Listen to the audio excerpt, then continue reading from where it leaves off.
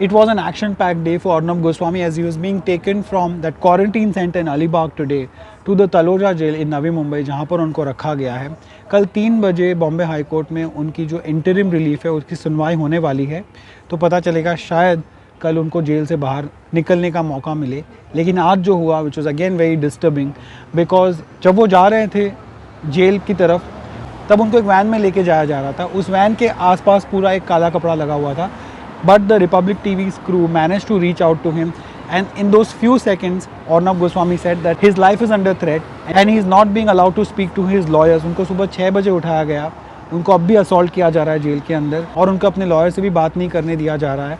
उनकी वाइफ ने भी एक स्टेटमेंट इशू किया जहाँ पर उन्होंने कहा कि अगर अर्नब को कुछ होता है then a few people will be held responsible for this, because clearly उनको लगता है कि Arnab may not make it out alive if this continues like this. But this is just the tip of the iceberg. मैंने अपने कल के video में आपको बताया था कि कैसे अर्नब पर बहुत सारे केसेस हैं.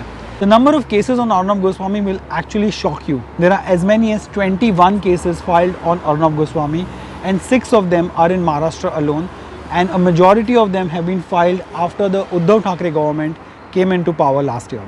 So which are these 6 cases? I'll let you know. सबसे पहला केस 2018 में जो फाइल हुआ था, अन्वय नायक का केस, जिस वजह से अर्नब गोस्वामी फिलहाल जेल में है. He is not in the jail because of what he said on Sushant Singh Rajput or any other media coverage that he gave on his channel to any other controversial cases, but for this case जो 2018 में हुआ था, I'm sure आप सबको इसके बारे में पता होगा. But you must also know that police ने इस केस को क्लोज कर दिया था जब महाराष्ट्र में बीजेपी और शिवसेना की गवर्नमेंट थी. तब जो सीएम थे तब के देवेंद्र फडणवीस, उन्होंने इस केस को क्लोज किया था for the lack of evidence in this case.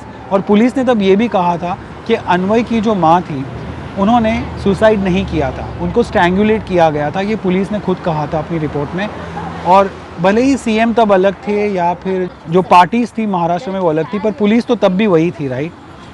But anyway, they had said that she had been strangulated by Anvay Naik himself and then he had committed suicide. अपनी सुसाइड नोट में अन्वय नायक जो 53 ईयर्स के थे, उन्होंने 3 लोगों का नाम लिखा था. एक थे अर्नब गोस्वामी, एक थे फिरोज़ और एक थे नीलेश शारदा. ये तीनों की अलग अलग कंपनीज़ हैं और इन तीनों को उन्होंने अक्यूज़ किया था वो नॉन पेमेंट ऑफ ड्यूज़. ये 3 जो पेमेंट्स थे वो थे 83 lakhs, 55 lakhs एंड 4 crores. इसमें से जो 83 lakhs है वो अर्नब का अमाउंट है according to that suicide note. बाकी एक 55 lakhs और 4 crores का अमाउंट है जो सबसे ज़्यादा है, which is owned by someone else called Feroz. He is also in the jail right now. But all the focus right now is on Arnab and only he's been claiming that he is being assaulted. और सारी reports वहीं से आ रही है, बाकी किसी भी और को असॉल्ट करने की बात कहीं आ नहीं रही है. That is why a lot of people are asking that why only Arnab is being given that kind of a treatment. इसके आगे जो केसेस हैं वो भी बहुत ज़्यादा कंट्रोवर्शियल जो कवरेज हुई है उन मामलों में है. उनमें से एक केस है assaulting a woman during the arrest of Arnab Goswami. जो लास्ट वेंसडे को उनके घर पे जब पुलिस गई तो एक लेडी कांस्टेबल उनके बहुत करीब आई according to the police, and Arnab assaulted her while evading arrest. Arnab has of course denied this charge, but the police have nonetheless gone ahead and invoked so many sections against him, जैसे कि using criminal force to deter a public servant from discharging duty, intentional insult to provoke breach of peace and criminal intimidation. ये सारे charges उन पर लगे हैं इस वाले केस में. सो ऑलरेडी जिस केस के लिए अरेस्ट करने गए थे उस पर और 3 चार्जेस लगा दिए गए. उसके बाद देयर वाज वन केस जो महाराष्ट्र पुलिस ने, मुंबई पुलिस ने रादर उन पर लगाया है, वो है inciting disaffection among police force. और ये अर्नब पर ही नहीं, रिपब्लिक टीवी के पूरे न्यूज़ स्टाफ पर लगा हुआ है, because according to the police the Republic TV staff was creating a revolt like situation within the Mumbai police ranks. और वो जितने भी पुलिस ऑफिसर्स हैं मुंबई पुलिस के, उनको भड़का रहे हैं against the commissioner Paramvir Singh. और ये जो एफआईआर फाइल हुई है, it has been filed under one section which is incitement of disaffection act 1922. ये जो एक्ट है ये इटसेल्फ इज़ सो ओल्ड. ये उस वक्त उन लोगों पर लगाया जाता था जो ब्रिटिश रूल के ख़िलाफ़ बोलते थे और इंडिया में इंडियंस पर ही लगाया जाता था. This is that old act. इसमें attempted to incite disaffection among members of the police force and defame the police force के चार्जेस लगाए गए हैं. और इसमें भी काफ़ी सीनियर ऑफिशियल्स को क्वेश्चन किया था रिपब्लिक टीवी के. इसके अलावा एक और स्कैम जिसमें अर्नब का नाम आया है वो है टीआरपी स्कैम। अब मुंबई पुलिस ने ये कहा है, एक प्रेस कॉन्फ्रेंस होल्ड की थी जो कमिश्नर है परमबीर सिंह, उन्होंने 8 अक्टूबर को, जिसमें उन्होंने ये क्लेम किया था एक रैकेट चलता है प्राइवेट टीवी चैनल्स का, जिसमें रिपब्लिक टीवी का नाम लिया था, फ़क्त मराठी करके एक चैनल है उसका नाम लिया था, और बॉक्स सिनेमा एक चैनल है। ये तीनों चैनल्स टीआरपी स्कैम में इन्वॉल्व है। हालांकि इसको पूरी तरह से रिपब्लिक टीवी ने बाद में डिनाई किया था। Arnab also came out with some proof saying that how they have not rigged any TRPs, लेकिन nonetheless the police have named them in this. हालांकि इसके एफआईआर में अर्नब का नाम नहीं है, लेकिन रिपब्लिक टीवी का नाम ज़रूर है, और जो इस चैनल के जो ओनर्स हैं उनका नाम है इसके अंदर, और उनको भी इन्वेस्टिगेट किया गया। कुछ 11 अक्यूज्ड को इस पूरे मामले में क्वेश्चनिंग की गई है by Mumbai police in this TRP scam. इसके अलावा आपको याद होगा एक बहुत ही कंट्रोवर्शियल केस हुआ था, पालघर मॉब लिंचिंग वाला केस, जिसमें कुछ साधु थे, 3 साधु जो दादरा नागर हवेली में रहते थे, वहाँ जा रहे थे, और ऑन रूट कुछ लोकल्स ने उनको बहुत मारा पीटा, इतना मारा पीटा कि वो मर गए, और उनको लगा कि ये थीव्स थे, इस वजह से उनको मारा गया। This was the news that had come out at that time. और ये जो विलेज था वो था Gadchinchale village, it falls in the Palghar district. जो लोग मुंबई में या मुंबई के आसपास रहते हैं उनको पता होगा।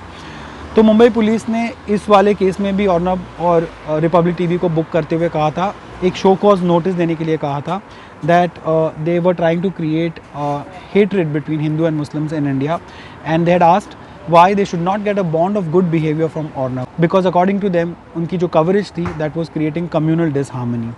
इस पूरे मामले में Arnab Goswami according to police had accused Congress interim president Sonia Gandhi of getting the sadhus killed and sending reports to Italy about how she has managed and how she governs the state। This particular incident attracted as many as 15 FIRs against Arnab Goswami all across India, और इसमें से ज़्यादातर जो FIRs थे वो कांग्रेस के जो workers थे उन्होंने फाइल किए थे। Rightly so, because according to this report Arnab Goswami had tried to defame Sonia Gandhi, so Congress के workers had filed all these FIRs against them, and 2 of them were filed in Maharashtra, so the Maharashtra police is pursuing them as well। और इसके अलावा एक और case है जो है migrant workers का, जो गैदरिंग हुई थी बैंड्रा में जब कोरोना वायरस का पैंडेमिक अपने पूरे चरम सीमा पर था, ऐसा कह सकते हैं। उस टाइम पर 14 अप्रैल को एक बहुत बड़ी गैदरिंग हुई थी बैंड्रा स्टेशन के पास, आपको याद होगा।